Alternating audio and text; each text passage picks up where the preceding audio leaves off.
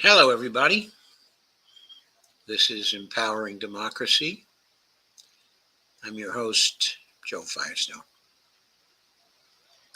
Our topics for tonight are Jima 2.0, China's roadmap, and Kamala's first test.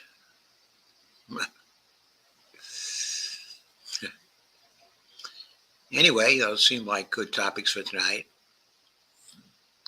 You'll understand their meaning in a little bit of time. Hello, Steve. How are you doing tonight? Hope you're well. Seem to be streaming all right to Facebook and Twitter and YouTube. So, all good.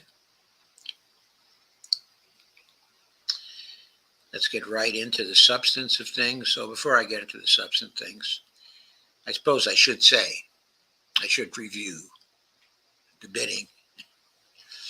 Say that over the weekend, the Democratic Party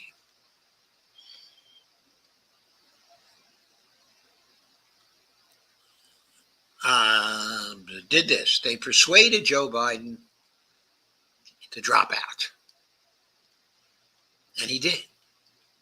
And when he did, he endorsed his vice president, Kamala Harris. And Kamala, some of the party leaders tried to stampede the party nomination to Kamala. And the ones who did were in very solidly with the donors. And so they started a fundraising effort. And they gained for Kamala within 24 hours of the announcement that she was his choice for president. They gained $100 million in small dollar donations. At least we presume they were, because they were Act Blue donations. And $150 million in big money going into PACs and super PACs. For a net haul in the 24 hours, or roughly 24 hours, of $250 million. Take that, Donald Trump. Or at least that's what some have been saying. So Kamala swept things in the fundraising sweepstakes. Then before you knew it, she had 1,000 delegates who locked up. By today, she appeared at her rally, her first rally since the big decisions. And there she announced that she had locked up a sufficient number of delegates and superdelegates, that she already had the 1,976 delegates that she needed for the nomination. And so there's not going to be an open Democratic convention over the next month. So here's the record. The Democratic Party rigged the primaries in favor of Joe Biden. That is what the record shows. They rigged it so successfully that Bobby Kennedy dropped out in October and ran as an independent. And Dean Phillips and Marianne Williamson had no chance at all. because they couldn't raise enough money to be heard, and because there were many primaries that were canceled, because Joe Biden, don't you know, was the inevitable candidate, already. So, of course, the way the party managed that was completely opposed to democracy within the party. There was no grassroots element to it. It was totally manipulated, totally managed. And then, of course, that was shown to be the wrong decision because Biden had to drop out right in the middle of the campaign, as we all know. So not being people in the world who learn from experience or who always learn the wrong lessons from experience. This frickin' party has been learning the wrong lessons from experience at least since the 1990s. I could go over the record, but I'm not going to bother. It's such a terrible record. But of course, the elites in the party who run the party, because they're elites and because they live in their own echo chamber, they keep making the same mistakes.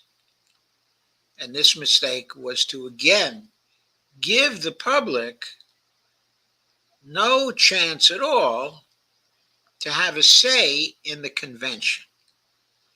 No open convention, no chances for demonstrations at the convention that would make any difference. No say in who was going to be nominated for the presidency.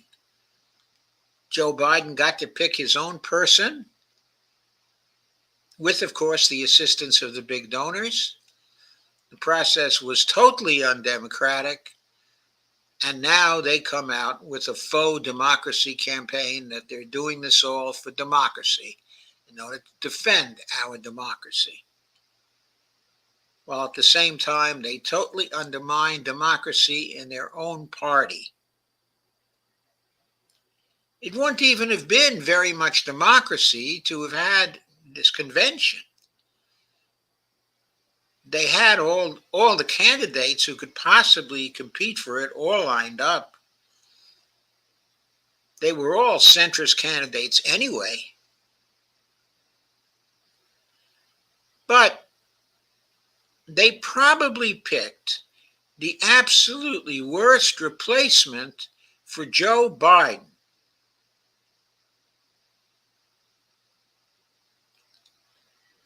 That worst person in terms of her popularity is probably Kamala Harris. Congratulations, Dems. Now I will get to the previous business of the evening. I note that my friend, Steve Wolfbrand, says, after he says, hello, Doc, he says, I live in Los Angeles. We hate her. All the money in the world won't help her. I'll tell you, before I come on for these late shows, I often take a nap, with Bonnie, as I did also tonight. And before I took a nap, I thought I saw this little screen, on YouTube that was saying that Kamala, I don't want to panic people, so I'm not going to repeat what I saw on the screen. But I was glad that when I woke up at 8:30, I did not see this announcement again. Now, you can just imagine what the announcement was. All I'll say is that it was an announcement about who was going to be our VP. Who do you suppose is the worst person she could possibly nominate for VP? I'm not going to tell you. Just imagine it in your own brain and then let us see what happens. Anyway, to get to the real business of the day, the real important news, well, some of the important news in the international system. It is important news, of course, that Kamala is the nominee of the Democratic Party because she seems to inherently promise foreign policies that will be just the same. In other words, the beatings will continue until morale gets better. But here we go. This is a piece from Pepe Escobar. It's from uns.com again. The title of it is Iwo Jima 2.0. What story is this picture telling? This piece was written on July 17, 2024. This is my first chance to pick it up. It's a really interesting piece. And what is Iwo Jima 2.0? It is this scene of the American flag flying above Donald Trump's wounded ear, with the Secret Service people shielding him from any possible future sniper shots. The picture has the caption, "If the deep state cannot influence the outcome of the November elections, they can find 6 ways from Sunday to cancel it." The Iwo Jima 2.0 pic immortalizing the Trump fist surviving an assassination attempt has taken the world by storm, generating everything from a meme tsunami on China's Weibo to fresh anime in Japan, not to mention a deluge of hats and t-shirts. This carefully composed pic changes everything in more ways than one. Well, I'm not sure about that. So let's engage in a first attempt to deconstruct it. We start with the major losers. The combo running crash test dummies teleprompter earpiece setup is essentially composed by Mike Pedonalin, Steve Ricchetti, Bruce Reed, and Ted Kaufman, in case you don't know. Those are 4 close friends, advisors, and cronies of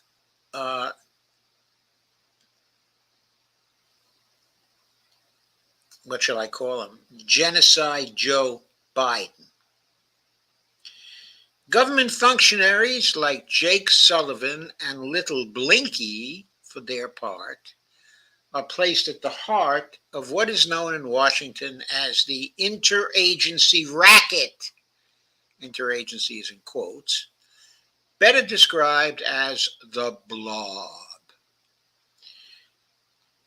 The inestimable Alistair Cook has explained how Sullivan and Little Blinky's deliberations are, quote, spread through a matrix of interlocking clusters that includes the military-industrial complex, congressional leaders, big donors, Wall Street, the Treasury, the CIA, the FBI, a few cosmopolitan oligarchs, and the princelings of the security intelligence world, unquote.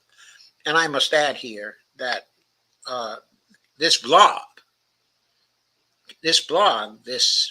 matrix of interlocking clusters, this network has just succeeded sweeping the nomination of the Democratic Party to Kamala Harris. She has, of course, their full support. And she fully supports them. In fact, she fully supported them when she ran for the presidency in 2020, but utterly and miserably failed. Yet the key invisible point is who italics mind, tells Sullivan and Blinky what to do. These are the people who really, italics mind, run the show.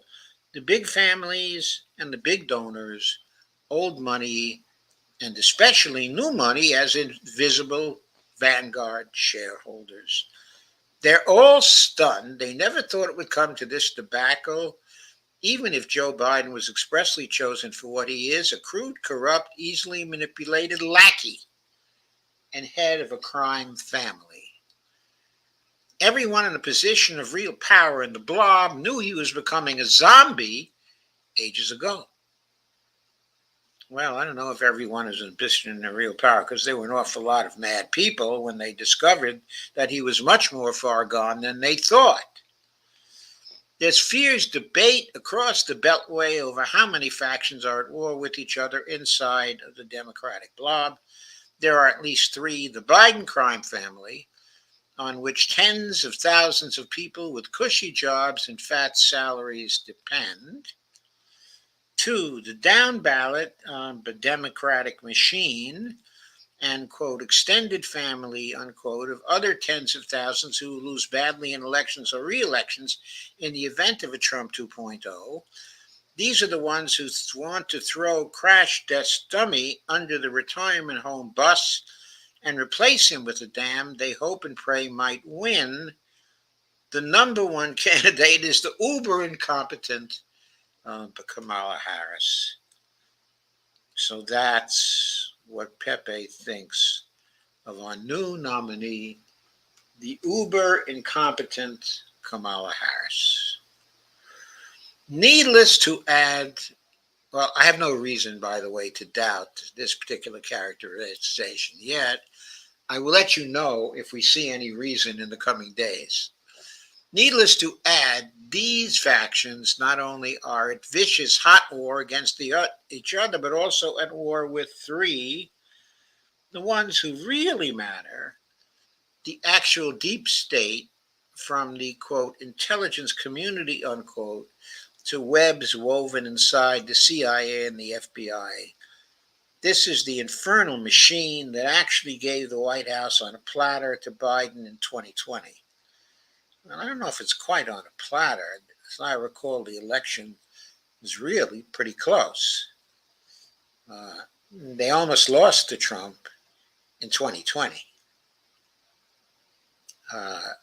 Dem Chuck Schumer once famously proclaimed, if you cross this faction, they have, quote, 6 ways from Sunday, unquote, to get you, destroy you, or whack you with total impunity. Enter 6 ways from Sunday. So this is what might happen next. Way beyond Iwo Jima 2.0 and the irresistible pull of the Trump Vance ticket. What? I don't think Pepe really understands what's going on here in America. I just don't think the Trump Vance ticket is really that strong in terms of its popularity here in the United States. It only begins to look so strong when you get a Biden-Harris ticket, or when you get a Harris and probably somebody else ticket. If the deep state cannot influence the outcome of the November elections, they can find 6 ways from Sunday to cancel it by invoking a, quote, national emergency, quote unquote, anything goes, from a false flag, terrorism to war. I wonder whether that's correct. I think, of course, they're going to try to influence the outcome, and they've already influenced it with respect to the sweeping of the nomination to Kamala Harris. That certainly is already, an influence. So presumably, they're not going to cancel this election. They're going to take it down to the wire to see if they can win it again against Iwo Jima 2.0, the Trump Vance ticket. Extrapolating from a quite cool analysis by a crack fintech expert in Berlin, it's possible to characterize the bipartisan war party arrangement of the blog as two real mafioso enterprises fighting over an exceptionalist stand on the brink of abysmal bankruptcy and forced to choose its final forever wars. Well, people such as Pepe and also Douglas McGregor, okay, and Alexander Mercouris,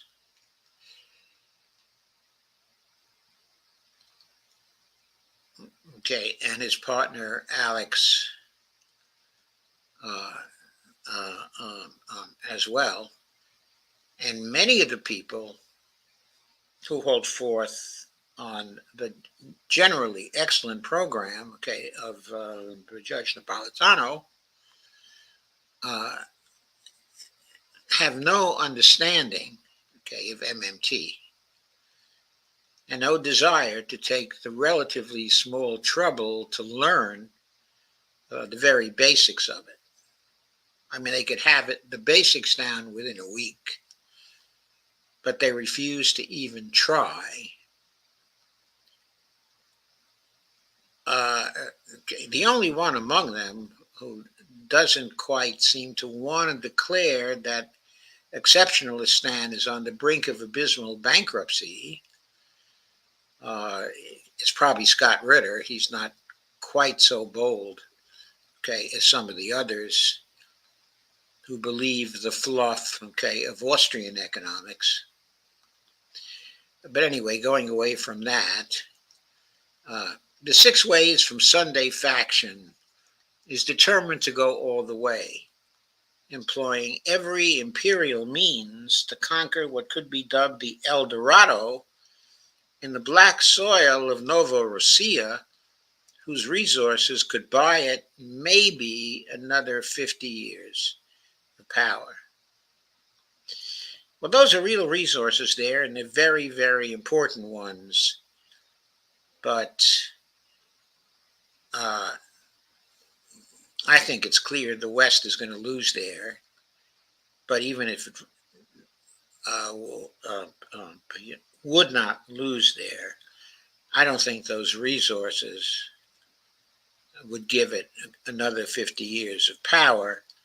I think the new arrangements that are being used by the rest of the world is going to make the nations of the collective West, even if they stay together, just another pole of power in a multipolar international system. On the other side, the MAGA group doesn't care about those Slav lands and is convinced that the real existential threat is the Middle Kingdom, and it is beholden to the Book of Joshua racket. The MAGA group also believes that something must be done about Iran. Pepe is completely right about that. Either group, by the way, is de facto fully devoted to the Book of Joshua racket. The Book of Joshua racket, of course, is the whole notion of the promised land for the Jews as expressed in the nation, okay, of Israel, perhaps the soon-to-be-gone nation of Israel. The empire of chaos happens to be run under peculiar governance in which a very complicated voting system decides which group gets access to the means for pursuing their obsession. As long as there was enough gold in the vaults of the empire, legally appropriated or otherwise, the two groups alternated power position without too much fuss. But then all those forever wars lost over the years against military insignificant adversaries started to take their toll, and the financial times now are really, really tough. Again, I don't believe the Financial Times now are really, really tough. Well, they need not be really, really tough. But of course, uh, uh, uh, the crowd that Pepe belongs to does not believe in the MMT paradigm of economics. The imperial voting system holds an extremely bizarre characteristic. Under roughly equal voter affiliation to either group, the votes cast in just 5 cities and 5 states in the Midwest heartland actually determine the fate of those dwindling imperial resources fiercely fought over by the two main groups. Again, not so. There's also Georgia, which is a very important swing state. And there is also Arizona, a very important swing state. Also, Nevada is in play this year. So it's a swing state, okay, as well. And of course, those three are not in the Midwest heartland. In the Midwest heartland, I think they mean Pennsylvania, Ohio, also Michigan, Wisconsin, and Minnesota. Anyway, the 6 Ways from Sunday group happens to control the voting in those 5 cities. I think there are more than 5 cities as well, but let's go forward. Already in the past elections, the 6 Ways from Sunday group preempted a certain victory of the MAGA group in the heartland to the tune of 10 million votes, most of them cast in truckloads of 4 ballots in those 5 cities, plus related electronic tampering. I don't know if I believe that particular story either, because Republicans are pretty powerful in some of the states in those 5 groups. For example, they're pretty powerful in the state of Ohio. They're pretty powerful in the state of Wisconsin. Too powerful, I think, to have that happen, okay, in those states.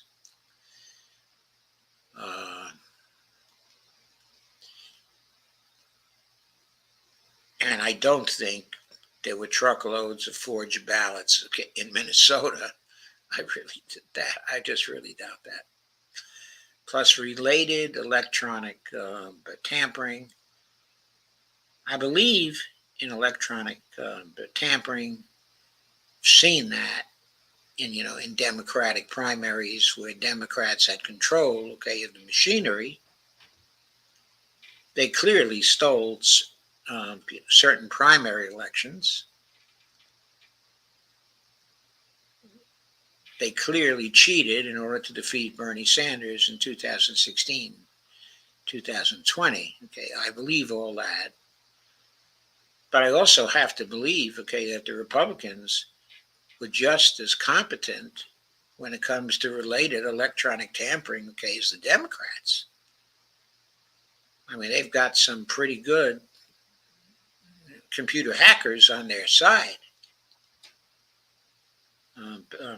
Silicon Valley isn't exactly a Democratic Party paradise. What the MAGA group now clearly sees is the possibility to finally grab those 5 cities in 5 states. And yet 10 million excess votes in trying to conquer those 5 states might not be enough in the face of the massive fraud machine. So in 2024, MAGA calculates they must win another 5 states, typically leaning towards the 6 Ways from Sunday universe, and win by an excess of at least 20 million votes to preempt the all but certain massive fraud. That's where Iwo Jima 2.0 comes in, graphically formatting the ticket for a landslide victory. 6 Ways from Sunday may be beyond dazed and confused at the current incandescent juncture. The trillion-dollar question is, how will they change the narrative and regain, the initiative? They have made the lethal mistake of picking as their candidate a walking dead. In contrast, the MAGA parades the quintessential narcissistic pop superstar, now supercharged and re-energized and carrying global appeal. You think Donald Trump carries global appeal? If he carried such powerful global appeal, he would be landsliding in the polls right now. And of course, as soon as Kamala took over, it became very tight once again. It seems that the landslide, is inevitable. 6 ways from Sunday is mired in total panic, knowing they're about to lose control. Yet the fat lady has not yet sung. 3.5 months is a galactic eternity in politics. By the way, it's still 4 months, I believe.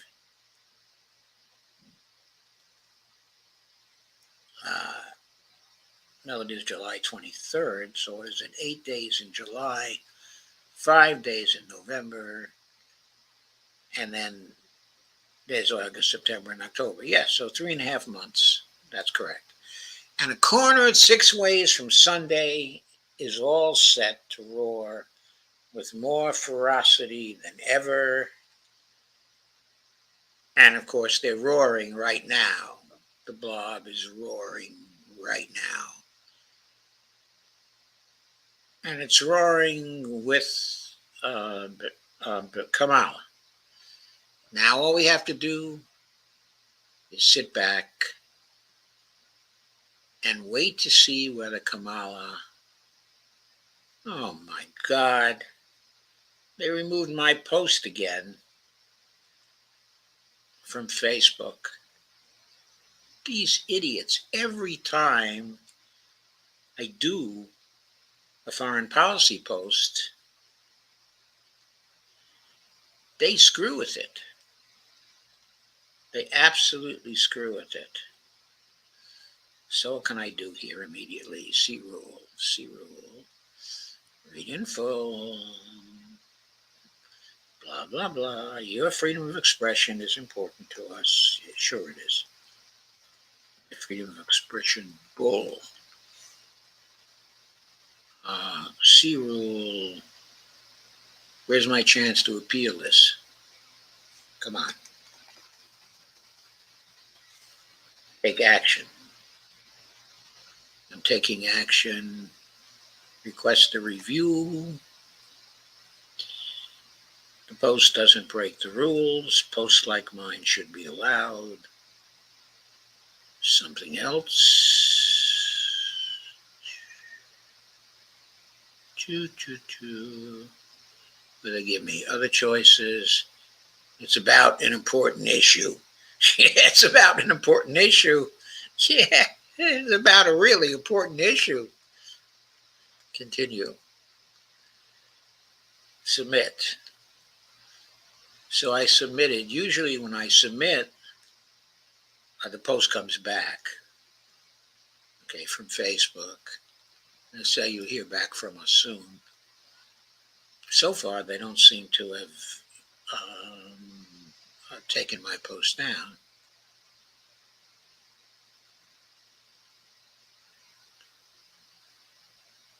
Anyway, I don't know whether they've taken it down or they haven't taken it down. I'm checking now.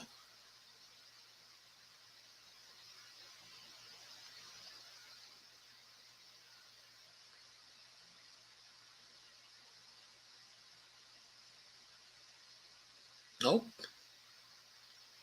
Seems like I'm still up.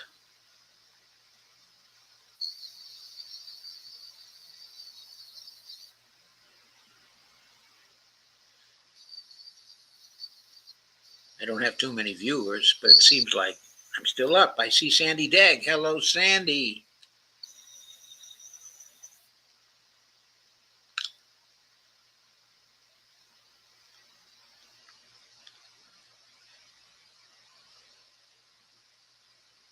So Steve says, I shared to Facebook. Thank you, Steve, for sharing to Facebook.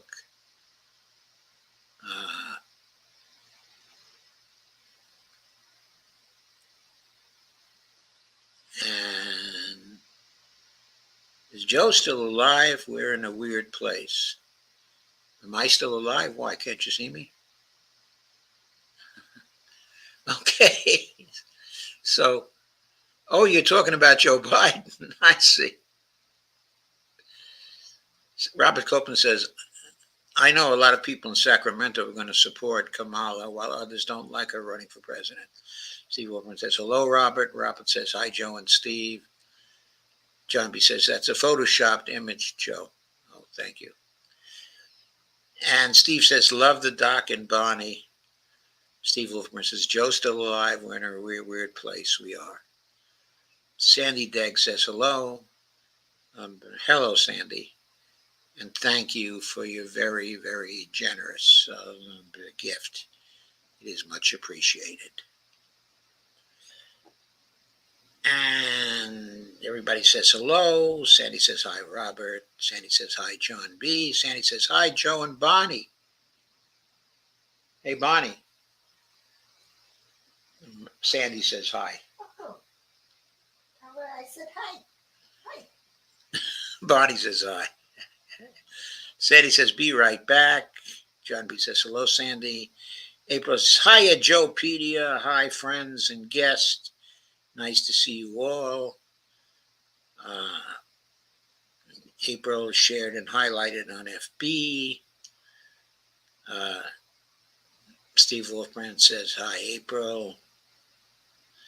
Joby says, Pepe Escobar is aware of MMT, sometimes says Michael Hudson, and has no trouble accepting Hudson's occasional MMT assertions. However, he never asserts MMT macro understandings.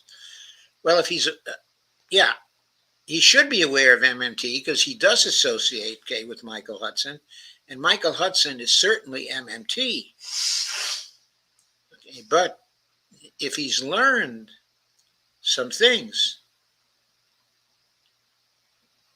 why is he asserting basically that the United States is going bankrupt? Of course, the United States is not going bankrupt. It can't go bankrupt.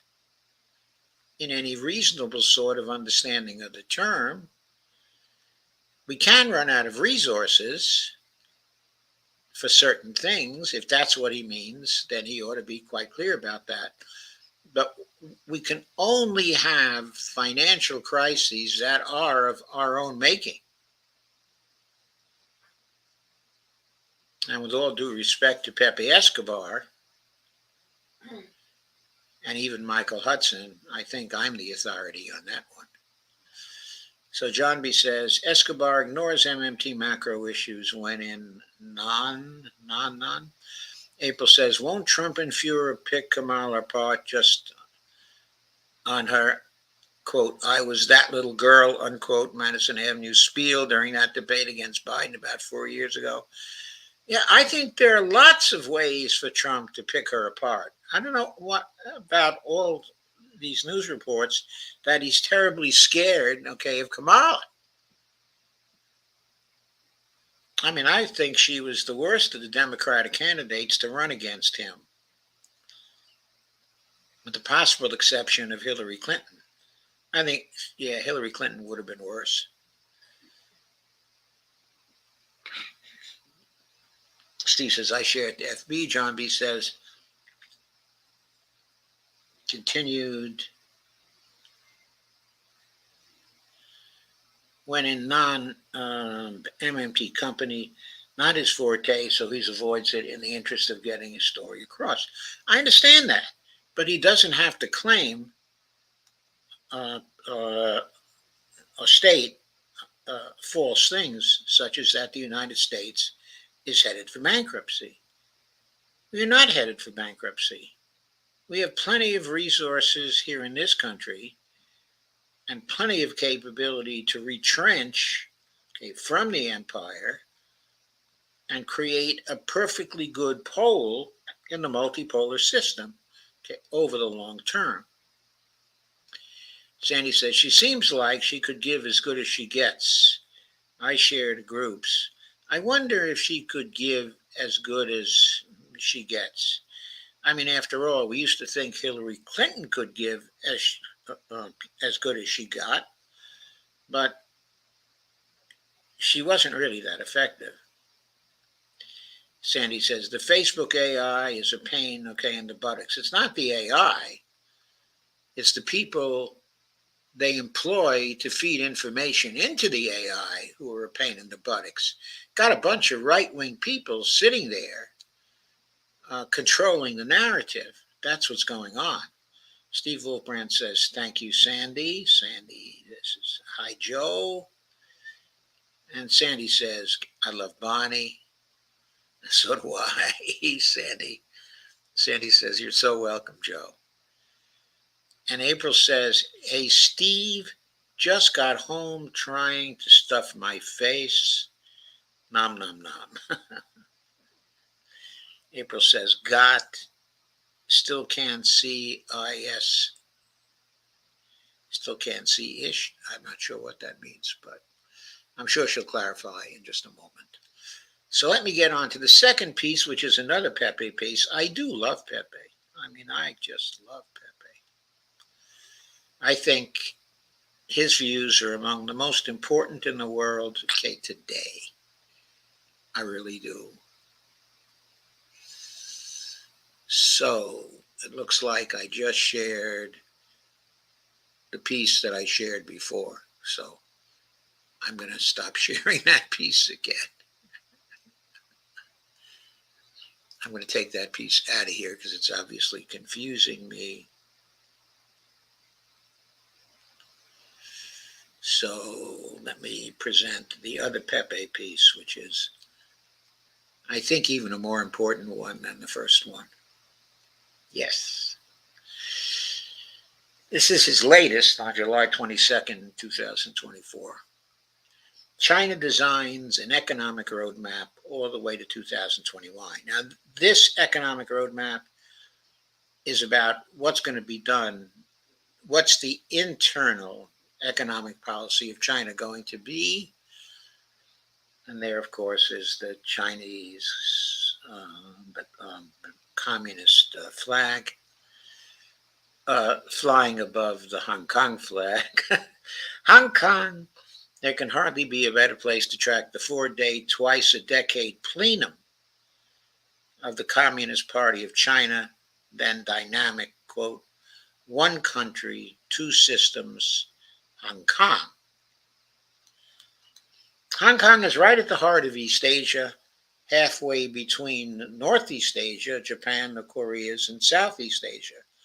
To the west is not only China, but the Eurasia landmass, linking it to India, Persia, Turkey, and Europe. To the east, sailing forward, is the Pacific and the U.S.'s west coast. Moreover, Hong Kong is the ultimate multipolar, multinodal, italics mine, hub, a frenzied global metropolis forged by trade routes going back centuries, attracting people from every latitude, keen on interconnecting commerce, ideas, technology, shipping, commodities, markets. Now reinvented for 21st century Eurasia integration, Hong Kong has all it takes to profit as a key node of the Greater Bay Area, the southern hub propelling China to economic superpower status.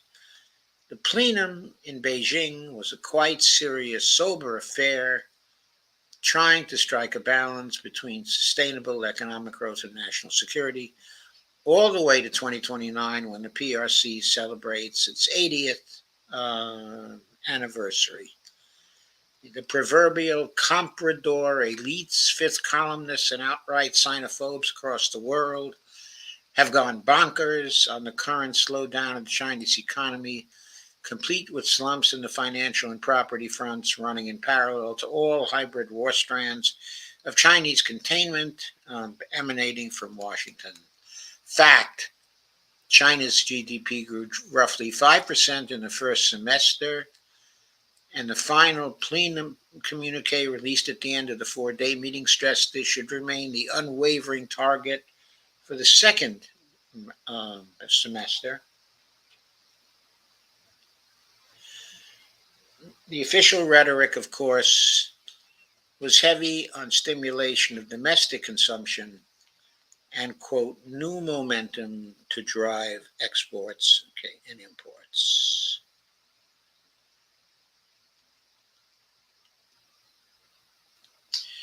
This key passage in the final communique breaks it all down when it comes to the new iteration of, quote, socialism with Chinese characteristics, unquote. The quote again, we must purposefully give more prominence to reform and further deepen reform comprehensively with a view to advancing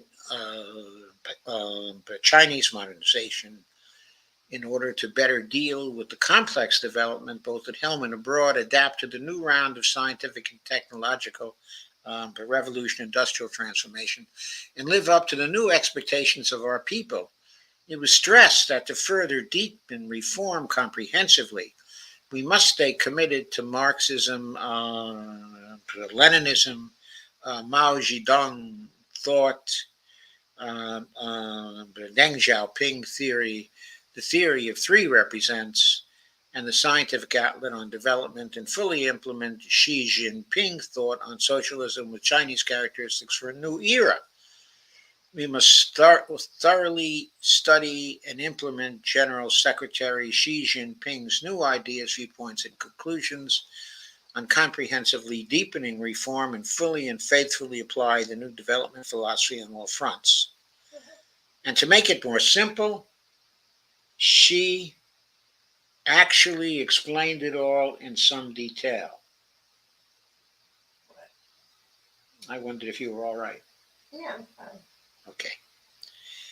And to make it, those pesky markets, quote unquote, nowhere around the world one finds a government focused on devising 5-year plans for economic development.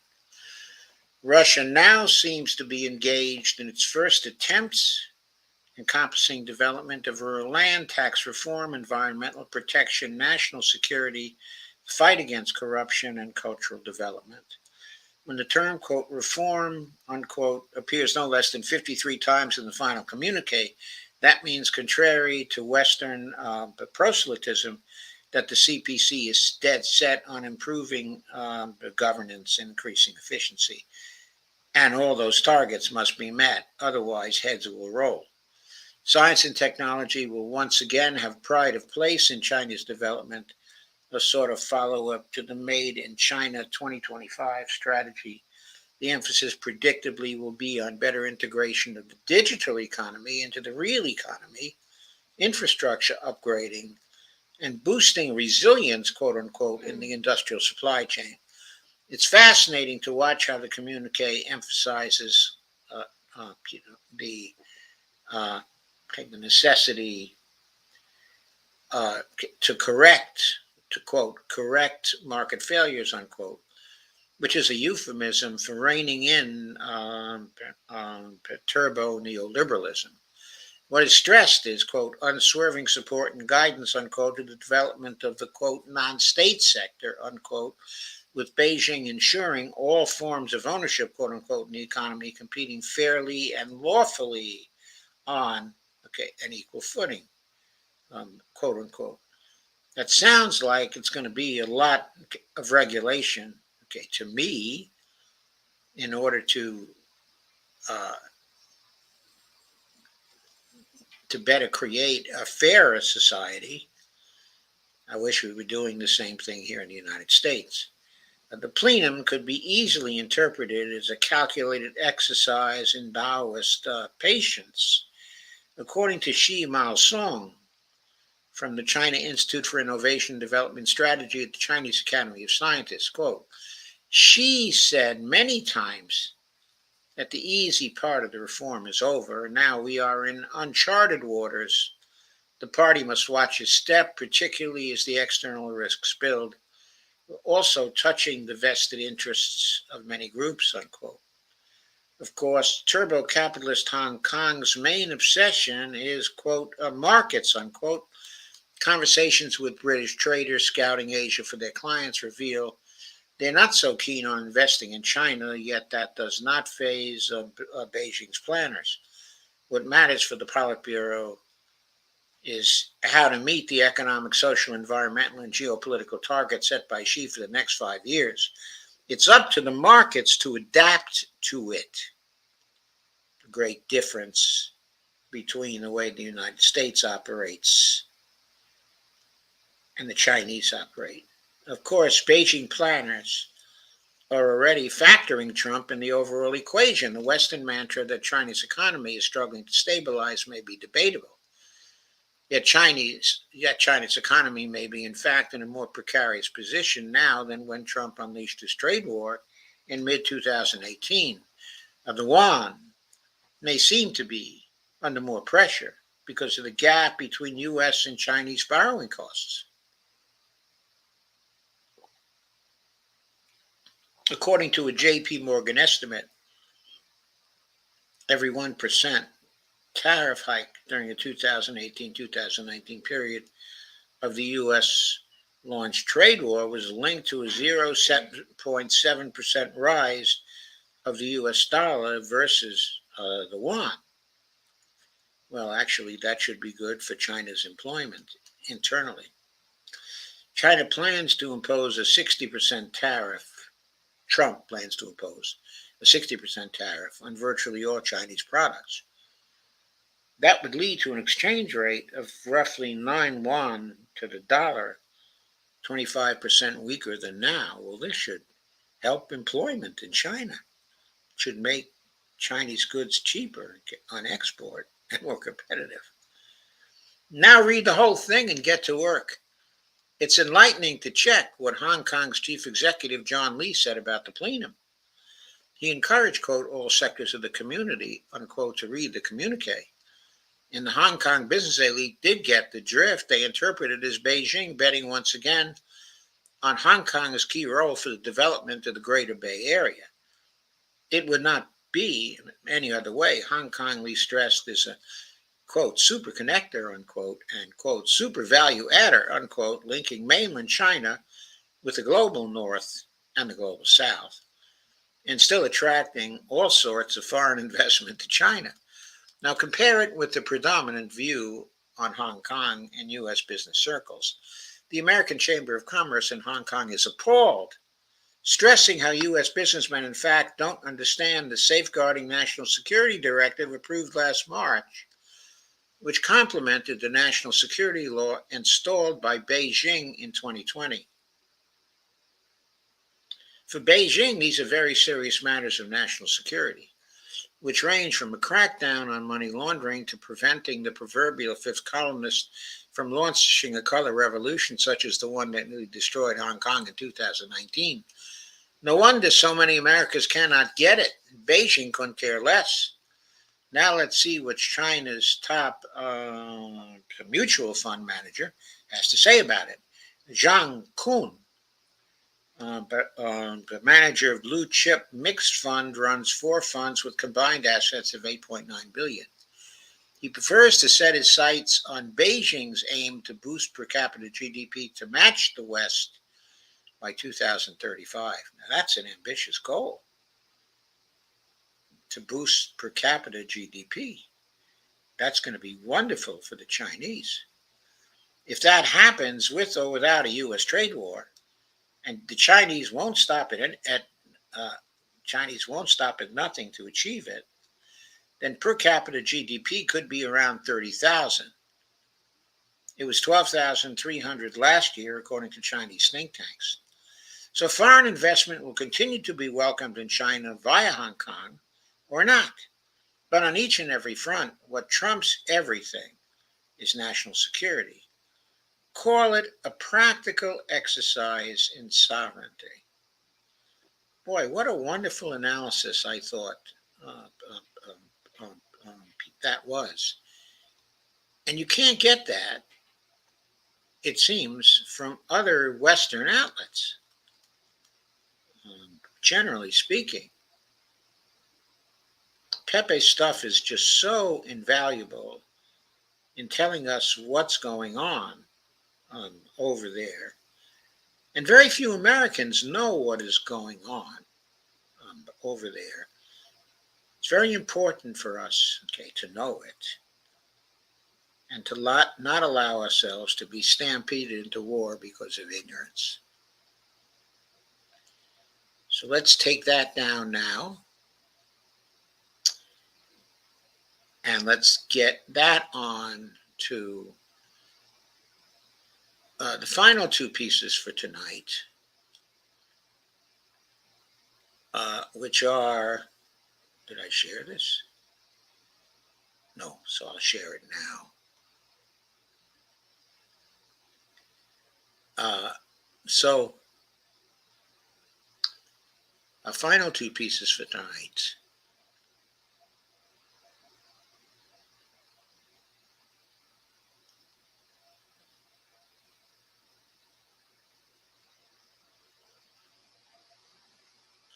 I'll take a few of your comments now more. Hillary Clinton ran a terrible campaign in 2016. Yeah, I know. Oh, April says ISHT is the less vulgar form of SHIT. Oh, thank you for the education. John B says, you need to get Pepe on for a discussion, Joe. I do need to get him on for a discussion. But what can I offer him, John B? I mean, we have 16 people here now on Twitter, on Facebook, and on YouTube. I mean, if I want to get good people on for discussion, I need to at least be reaching the 50s before I can really start off. I mean, when Pepe gets on a program,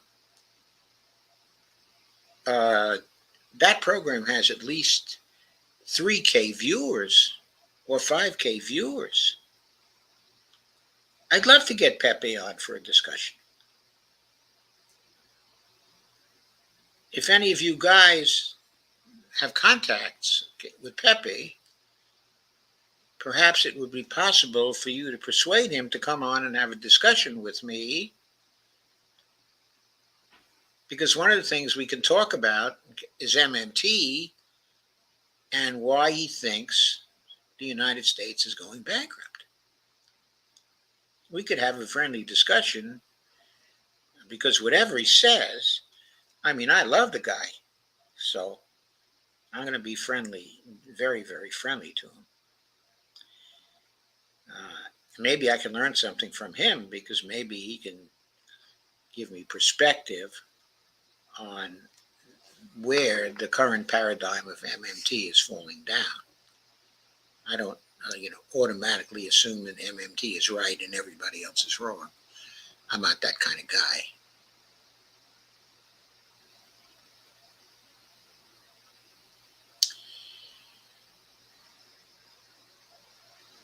Yes, I agree, John B. And that is a very good reason for him to come on. But I don't think I'm the one to tell him that.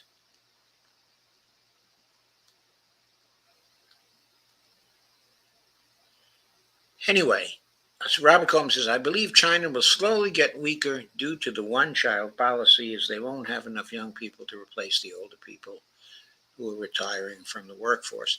I don't know how serious they are about the one-child policy right now.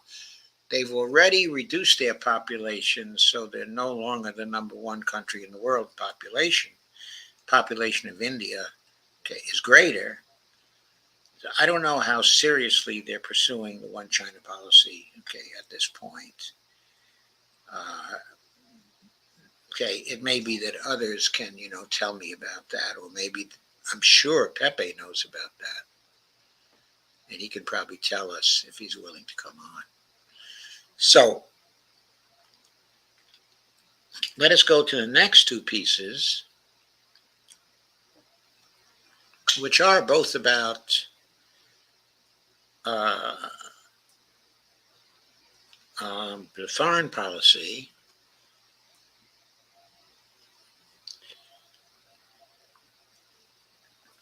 and Kamala.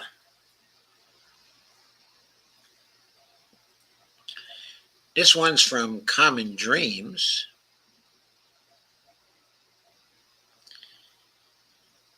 And I'll go through it,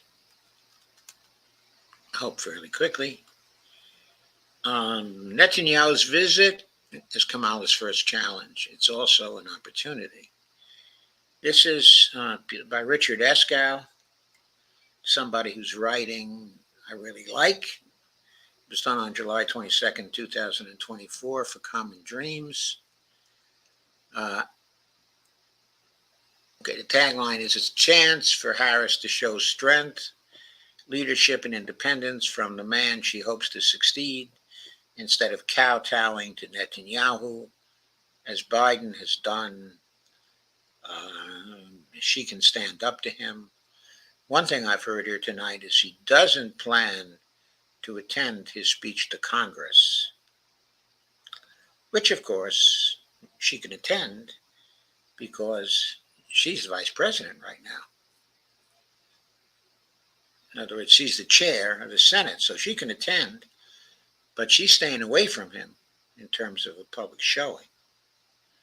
That's interesting in itself, but I hear she's supposed to be meeting with him also later, so that'll be interesting.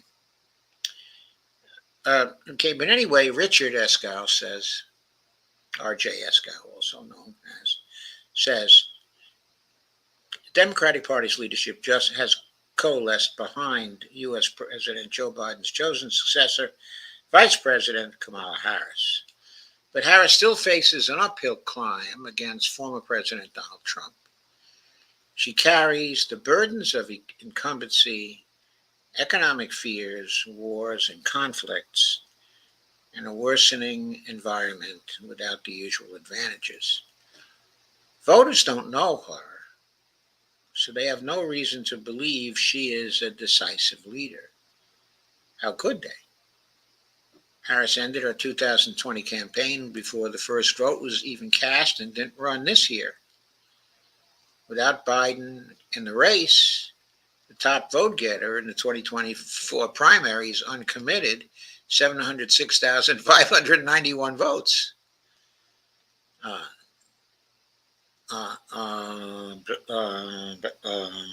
Marianne Williamson, the only candidate who hasn't conceded, is technically the runner-up with 473,761 votes.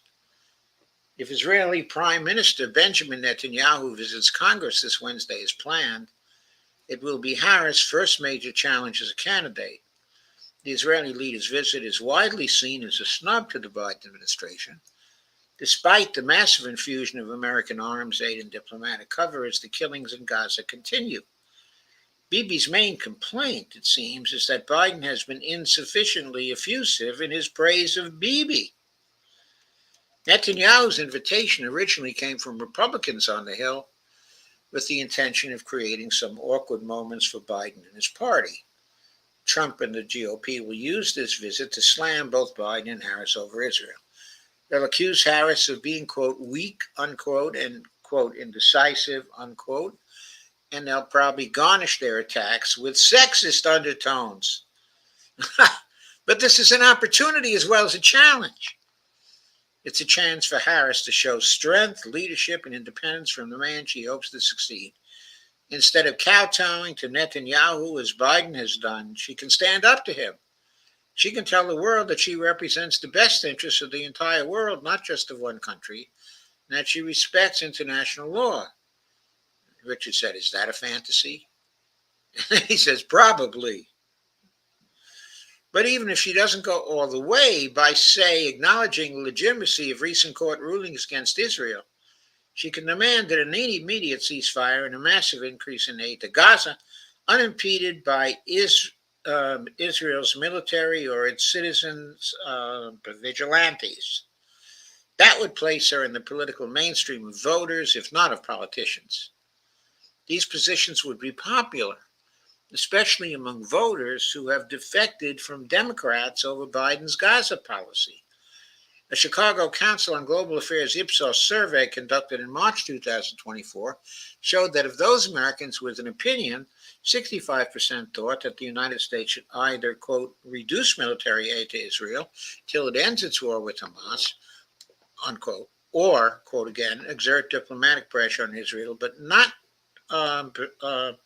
reduce military aid, unquote. These figures would be higher if not for the pro-Israel bias of in the phrasing. Israel's actions have been characterized by international authorities as genocide and ethnic cleansing. Don't forget ethnic cleansing. They certainly are more than, quote, a war with Hamas, unquote. The Republicans have pumped up support for Israel among their own voters. Nevertheless, Gallup reports that a plurality of voters, 48%, disapprove of Israel's actions in Gaza. Most Democrats and independents oppose Israel actions. Only 23% of Democrats and 34% of Republicans support them. That tracks with long-term polling, which showed as far back as last December that after hearing arguments on both sides of the issue, 76% of Democratic voters supported the U.S. call for a permanent ceasefire and de-escalation of violence in Gaza. That position was shared by 61% of likely voters overall. Disaffection with the administrator's Israel policy is most pronounced among groups the Democrats need most: young voters, blacks, Hispanics, and Arab Americans in swing states. I'm waiting for the other shoe to drop here, by the way.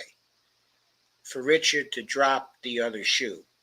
Waiting it to drop. What do you suppose that shoe is? It's the donors. Everybody's focusing today on the $100 million Kamala got from small dollar donors on ActBlue. They're not focusing on the $150 million she got from the big donors. I'm sure a lot of that big donor money was money from AIPAC. That's the other shoe, AIPAC. Let's see if he drops the other shoe.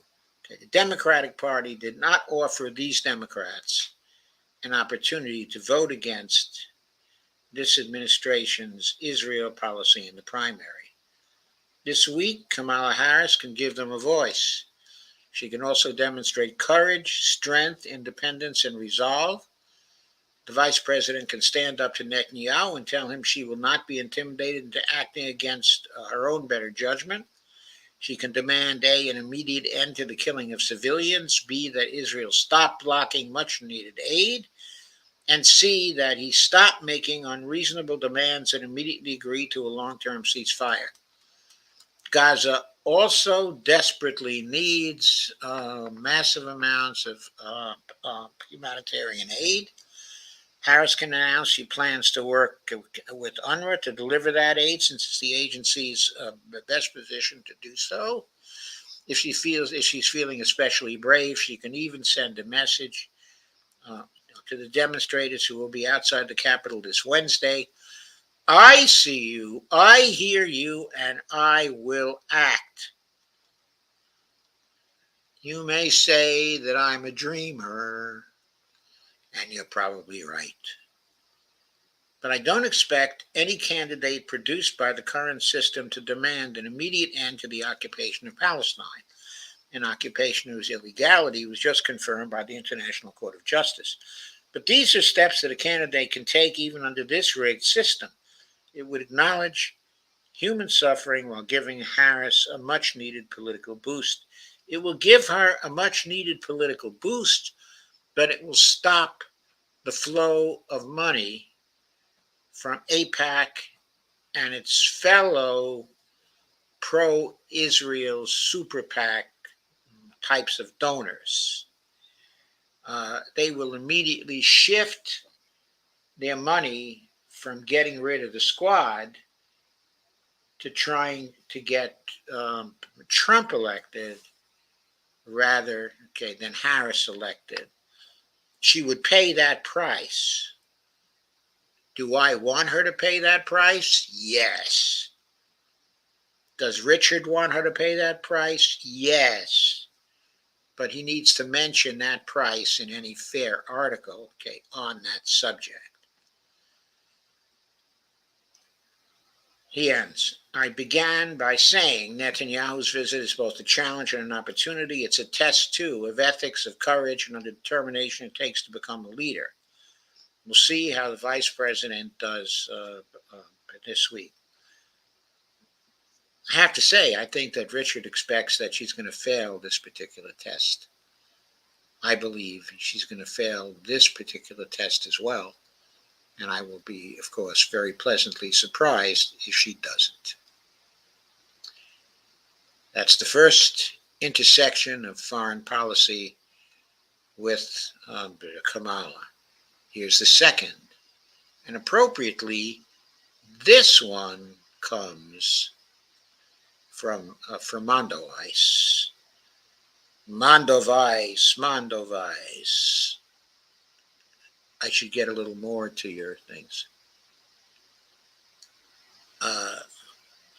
Steve says, robots to replace. April says, it's so unfathomable how many big-time papers, Ritters, also Napolitano, Medhurst, etc., are so fantastic but totally uninformed about operational monetary policy and federal finance. Mind-boggling. Yes, okay, it is. Steve says, sorry, Robert says, Steve, let me say robots are not buying anything that China produces. Maybe we can fix that in future years. April says, I absolutely can't believe that the DNC is really going with Harris. She won't win. She has that same cackling laugh as HRC. People hated that. It's not just that she has the same cackling laugh, okay, as HRC. She comes out of the Clinton faction, okay, of the Democratic Party. Her sister works for the Center for American Progress, the Hillary think tank. Her ties there are very, very, very strong, and they were from the beginning. It's that faction that has been pushing her. There are two factions that have been influential with Biden, of course, the Obama faction and the Hillary faction. And the Hillary faction supports Harris because the identity politics thing does. And the Obama faction also supports Harris because of the identity politics thing. They both do, for the same reason. That's why they backed her. Now, this time, the Obama faction was a little standoff because Obama wanted an open convention. Harris was able to organize against them, and the Hillary faction won. And she got all those delegates and scotched the idea of an open convention. A very serious mistake because, again, the people won't have their say. And if the people won't have their say, that's going to limit their excitement over this campaign. April says, so that means she's already corrupt again? She was corrupt from the beginning. I mean, when she got into the 2020 election, she held a fundraiser on Long Island, where all the Wall Street people go to vacation. And she raised a ton of money to get her campaign started from them. At the beginning of the campaign, she had a lot more money than Biden and a lot more money than anybody, except, of course, for Bernie, who was raising tons of money from small dollar donations. But she was well funded. And she had a decent amount of support going into the debates. She was at roughly 7%. There were so many candidates, of course, that support was spread out among all the candidates. But she had a solid 7% and was very promising. She left the debates with only 3%. And she did that after Tulsi Gabbard cleaned her clock. And in tomorrow night's show, at this point in time, I still think I'm going to have a tomorrow night show. I've been having a little problem with stress in the last few days or so. So it's possible that I will take the night off tomorrow night. But if I don't, that show is going to focus, okay, on Kamala. And I'm going to play a clip that knocked her out of the race with only 3% support. That's why she left the race and failed to run. And why the hell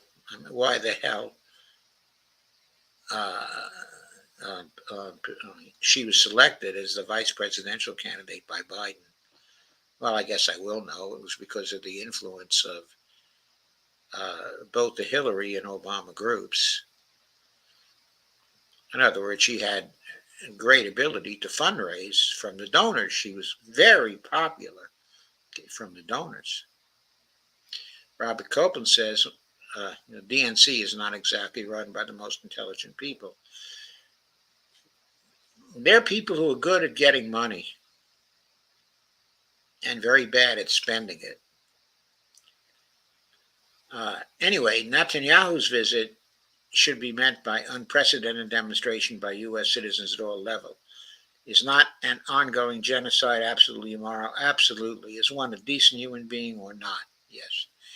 I would be there myself if I was not 85. And also if Bonnie was able to go along. I would be in the streets myself for this one. I can tell you, though, that Larry Wilkerson has announced that he's going to be in the streets, and with a lot of other people he knows. I suspect among them is going to be Scott Ritter also, but I'm not sure about Scott. I didn't hear him say it. But Larry Wilkerson said it. Colonel Wilkerson, the former aide to Colin Powell, that is. Sandy Degg says Obama is running this mess. April says, or ish, Joe, that's even worse. Did Obama meet with Biden right before Biden quit? Yeah, he did. He was trying to push Biden out of the race, like how Bernie quit after meeting with Obama Corleone. Well, he not only met with Obama, he met with Pelosi as well. I think he also met with Hakeem Jeffries at some point. And he met with Chuck Schumer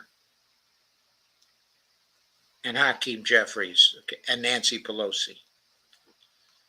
And they all urged him to quit for the good of the party, okay, and the good of the country. And screw the good of the party. I think that he was no longer fit to continue, okay, as president.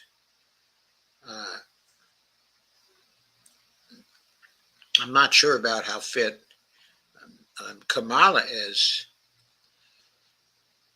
but he's still the president, okay, in name, but then he has those terrible advisors that got us complicit, okay, in the genocide and got us into the terrible fiasco in Ukraine as well. Many have asked how the German people said nothing during the Holocaust. Now we know it's right in front of our eyes. Outright fascism thrives in this neoliberal world. Absolutely right, John B. Absolutely right. April says MFers. So now let's go to the Mondo Weiss article, which will present a climax for all this.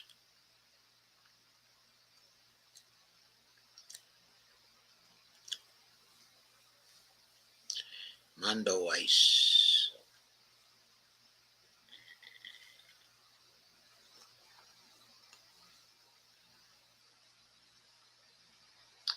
Looking at Kamala Harris's record, okay, on Israel.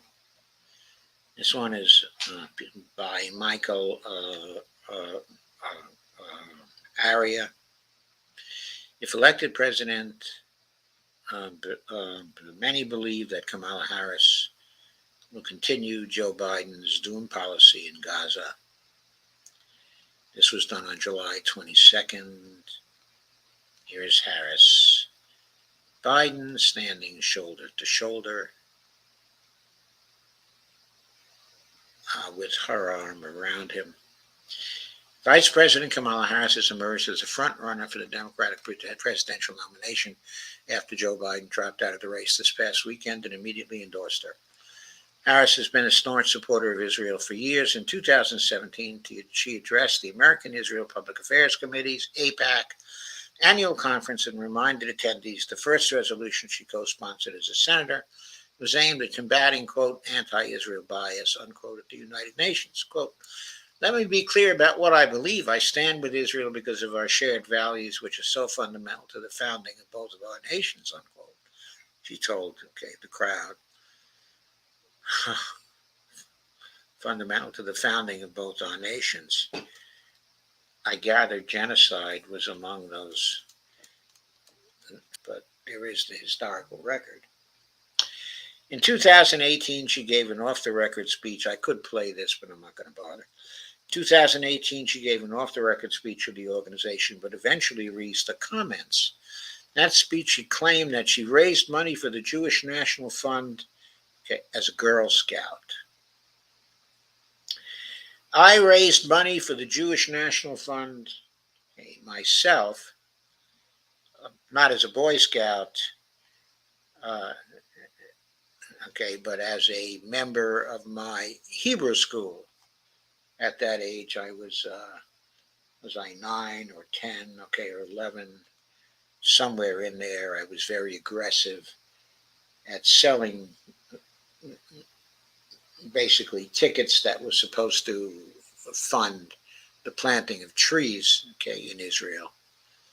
I sold a lot of them to my family all over. I was a big salesman to my family.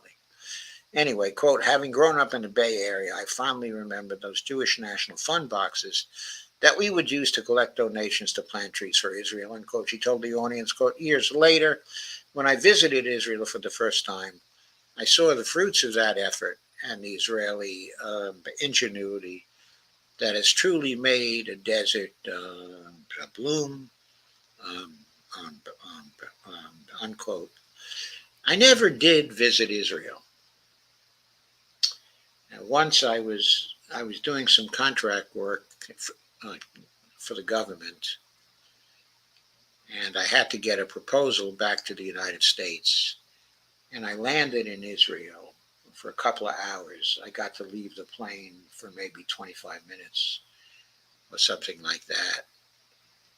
And I was questioned by a Mossad guy there who asked me, you look very familiar. Do you have relatives here? And I said, yes, I do. I have family here, but I don't have time to stop. I have to fly back to the United States, and deliver something. So we kibitzed, for a little while. Then I went back on the plane. That was my one visit, to Israel. I never got out of the airport. This was back, when was it back? In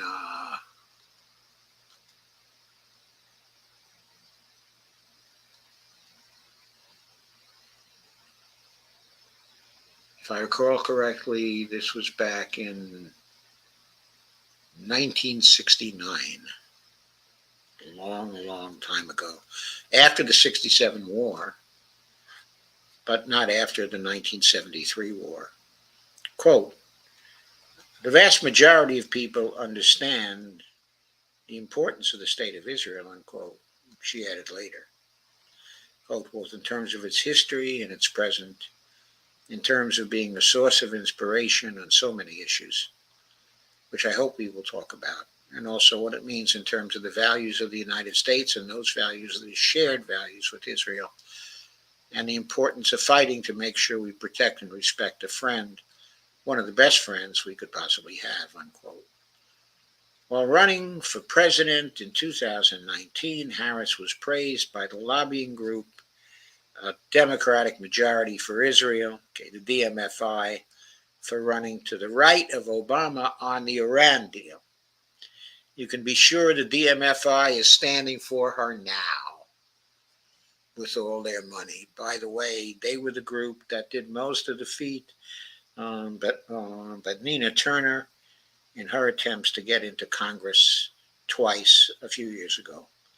On the campaign trail, Harris told Kat Wellman, a voter affiliated with the MFI, that she would re-enter the agreement, but, quote, strengthen it, unquote, by extending the sunset provisions, including ballistic missile testing and also increasing oversight, unquote.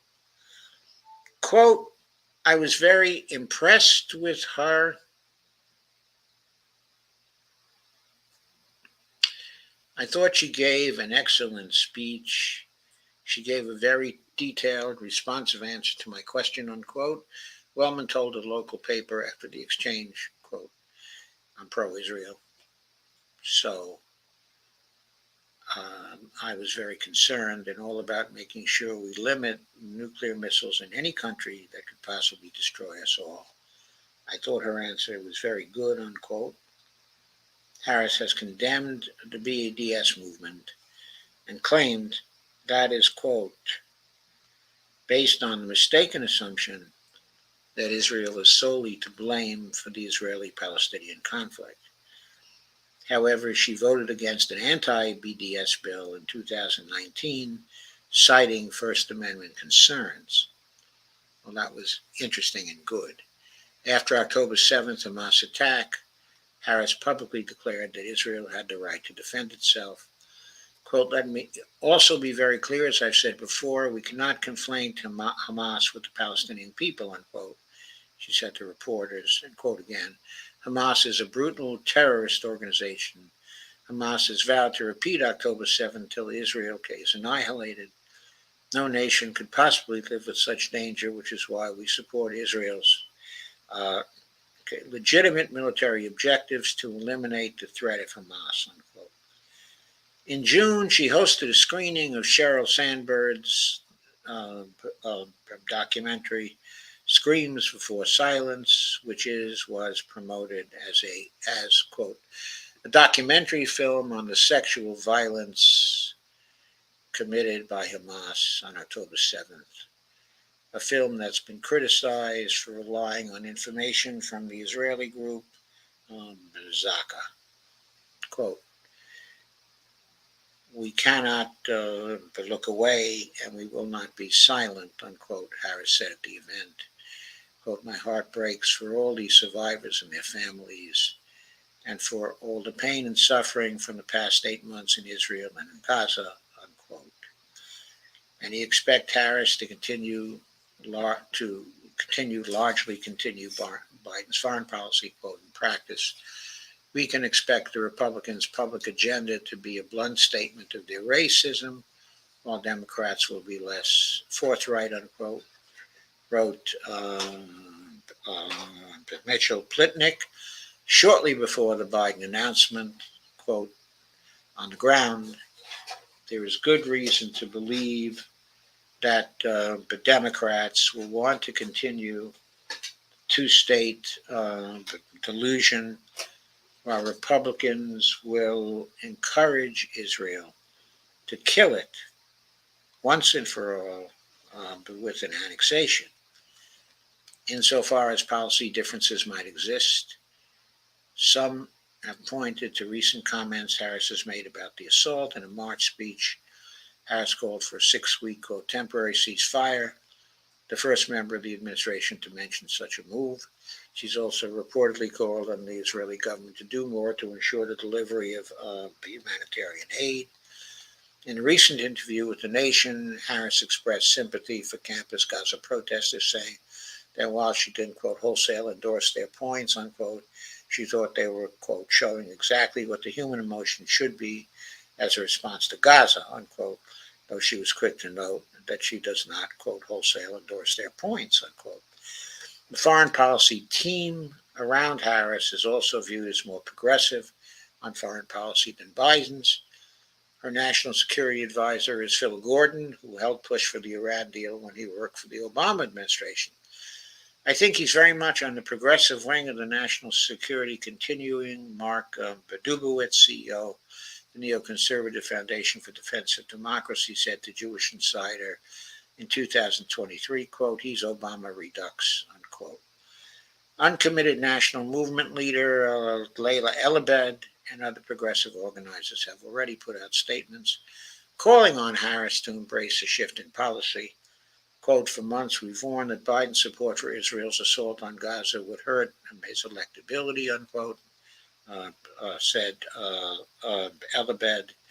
Quote, now it's crucial for Vice President Harris to take a clear stance against weapons for Israel's war and occupation against Palestinians. Supplying weapons to Netanyahu's regime makes a mockery of Democrats' claims to fight against MAGA authoritarianism. It's time to align our actions with our values, quote unquote, she added. Quote, Vice President Harris can start the process to earn back trust by turning the page from Biden's horrific policies in Gaza, unquote. So that's the record. I think it was a pretty good summary of the record. The only thing it failed to mention, of course, is that her husband, okay, is Jewish, what his opinions are, okay, on Israel and what it's been doing now, we do not know, of course. But he may have either strong opinions on one side, okay, or the other.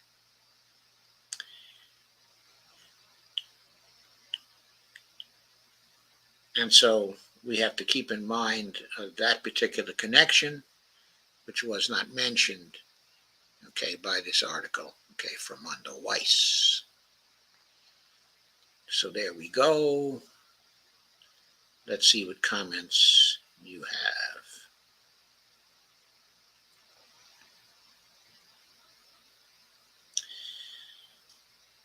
April says, drinking us coffee. Don't be surprised if you get emails from me at 4 a.m. Joe, laugh out loud. I may get emails from you at 4 a.m. April, but I'm pretty sure I'm going to be asleep at 4 a.m. Sandy says, it's like two mafia groups. Oh, isn't that sweet? April says, got the genocide part in common, but that's it. Okay, so I think that's it for tonight. Okay, for tomorrow night, if I'm able to come on,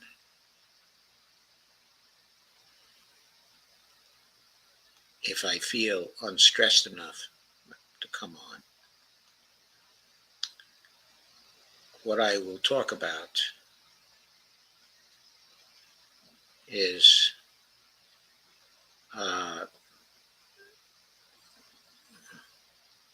Tom Hartman's ideas on the prosecutor versus the felon,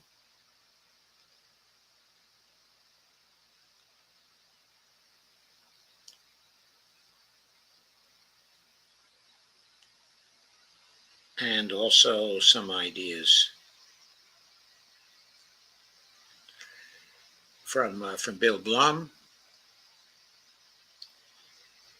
on the role of violence in the Trump campaign. And we're likely to see, I think, quite a lot of that as we go through the campaign. So I'm going to talk about that too. As for Kamala, I want to talk about, I'll start off the program tomorrow with the little debate she had with Tulsi Gabbard in 2020. That was the signal factor in dropping her out of the race. It would have been better if she hadn't been chased out of the race then, because then we would have seen how she ran, what she would do to, stay good, okay, with the donors. And we'll talk about that, what her propensity was to stay with, okay, the donors. So that's on tap, okay, for tomorrow night. Again, if I do have a show, look for me at 8 o'clock because it's Wednesday. And so I would be there, okay, at 8 o'clock. So thank you very much for tonight. And